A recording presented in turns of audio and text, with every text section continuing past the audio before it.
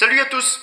Dans le cadre de notre préparation individuelle, il n'est pas rare de se faire des films, de s'imaginer des scénarios, de s'imaginer des problèmes, ou en tout cas de anticiper des problèmes qui pourraient nous poser des difficultés.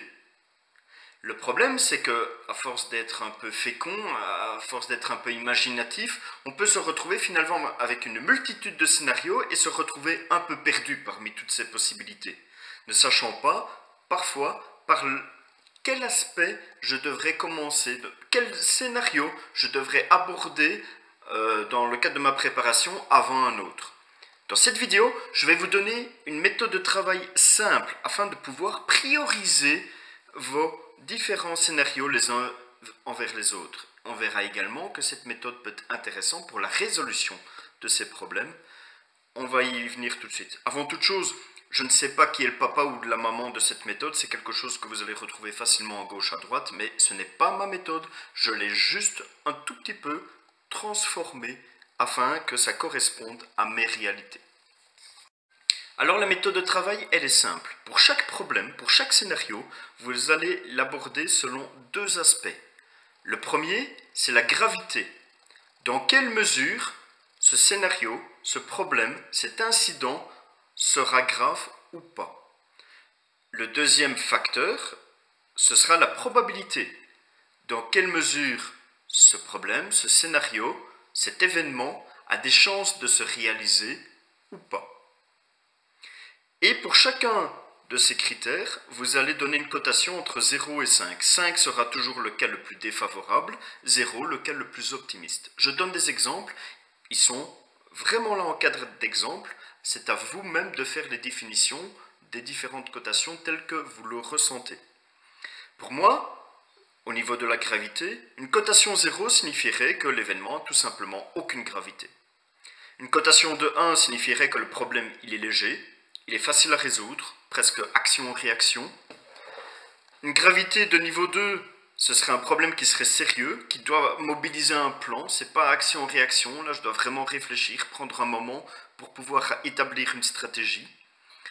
Un problème de niveau 3, avec une cotation de 3, ce serait un problème grave qui nécessiterait des ressources, du temps, de l'énergie et qui m'empêcherait de développer temporairement d'autres aspects de ma résilience. Voilà, c'est un problème qui est suffisamment grave pour que j'ai mon focus qui soit mobilisé dessus et que je ne sache pas faire réellement autre chose pendant ce temps-là. Une cotation de 4 signifierait un problème qui serait très grave avec des séquelles permanentes.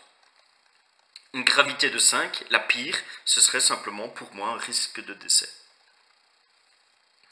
J'ai le même système pour la probabilité. Probabilité 0, ça n'arrivera pas. Probabilité 1, ça pourrait arriver un jour. Probabilité 2, ça va arriver un jour. Probabilité cotation 3, c'est un événement qui est régulier. Probabilité niveau 4, c'est incessamment sous peu, ça va bientôt arriver. Probabilité numéro 5, c'est imminent et certain. Ça va me tomber dessus d'ici peu. Vraiment d'ici peu. C'est sur le point de me tomber dessus. Alors, une fois que vous avez votre cotation de gravité et de probabilité, vous allez simplement multiplier les deux facteurs ensemble. Et c'est très important que pour chacun de vos scénarios, chacun de vos événements, chacun de vos incidents que vous envisagez, que vous évaluez, de les considérer sous les deux aspects. Je vais vous donner un exemple pour que vous compreniez mieux.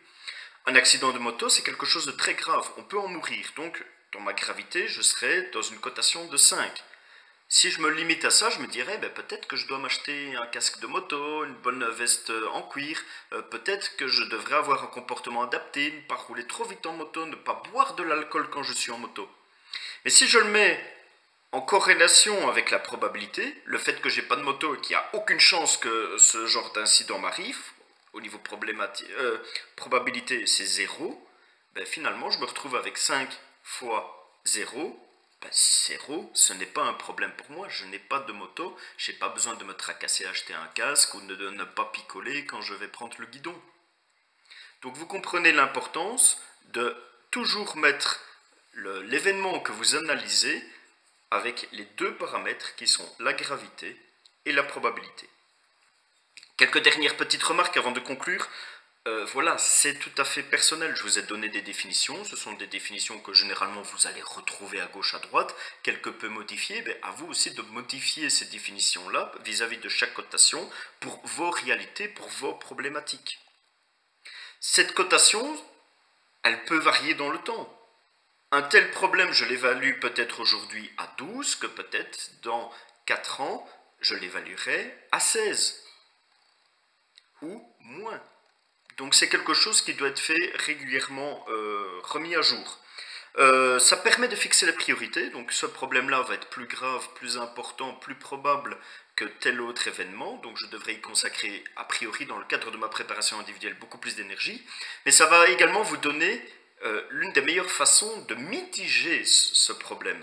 En effet, si j'arrive vis-à-vis d'un problème, je vais prendre un exemple pour la gravité, la perte d'un emploi. La perte d'un emploi, je n'ai pas de réserve financière sur le côté. Ben, c'est grave, c'est embêtant. Ça va être peut-être une cotation de 4, problème très grave avec séquelles permanentes, je risque peut-être de me retrouver SDF, sans domicile fixe. Maintenant, même probabilité d'événement, mais j'ai travaillé sur ma gravité, je me suis mis une petite protection en plus, je me suis créé une réserve financière. Ben, la gravité ne sera peut-être pas plus de 4, elle sera peut-être de 3 ou de 2.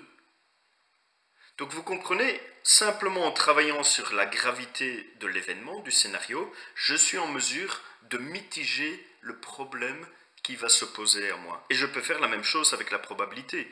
J'ai peur d'être agressé, j'ai la crainte d'être agressé en rue, j'habite une grande ville, je déménage dans un village avec 80 habitants, la gravité d'une agression sera toujours aussi importante.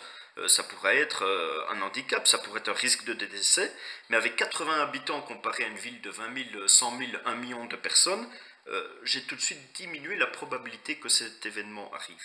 Donc voilà, chouette méthode afin de prioriser un scénario vis-à-vis d'un autre, mais chouette méthode également pour vous donner des voies de solution pour mitiger ce problème dans le cadre de votre préparation individuelle.